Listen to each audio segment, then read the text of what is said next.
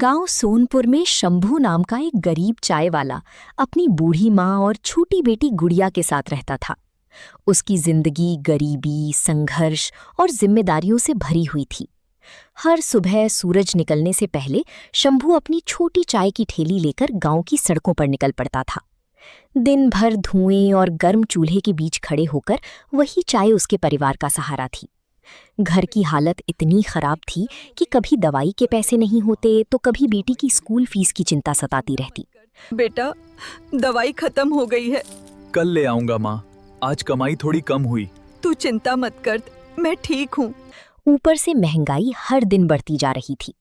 दूध और चीनी के बढ़ते दामों ने शंभू की कमाई लगभग खत्म कर दी थी। लेकिन एक दिन बाजार में शंभू को ऐसा विचार मिला जिसने उसकी जिंदगी बदलने की उम्मीद जगा दी। उस रात उसने गुड़ और मसालों से एक नई कुल्हड़ चाय बनाने की कोशिश शुरू की। अगले ही दिन लोगों को उसकी नई चाय का स्वाद इतना पसंद आया कि उसकी छोटी सी दुकान पर भीड़ लगने लगी। धीरे धीरे शंभू की कमाई बढ़ने लगी और कई महीनों बाद पहली बार उसके घर में खुशी लौट आई। माँ, ये दवाई, हमारी नई कुल्हड़ चाय चल पड़ी माँ, और ये तेरी फीस। इतने पैसे कहाँ से आए? सच बाबा। लेकिन शंभू की बढ़ती सफलता देखकर सामने वाले होटल मालिक बंसीलाल के मन में जलन भर गई।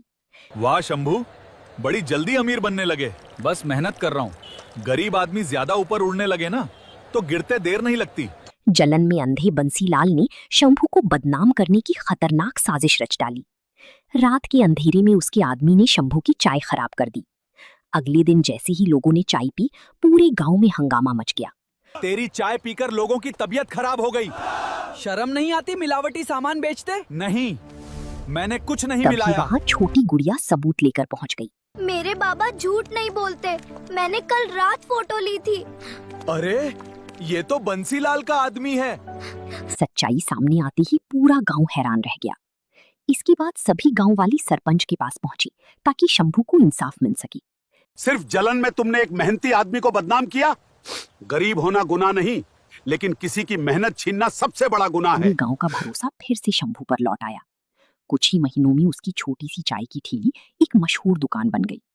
अब शंभू की दुकान पर सिर्फ चाय नहीं, बल्कि उसकी मेहनत और ईमानदारी की खुशबू बिकती थी।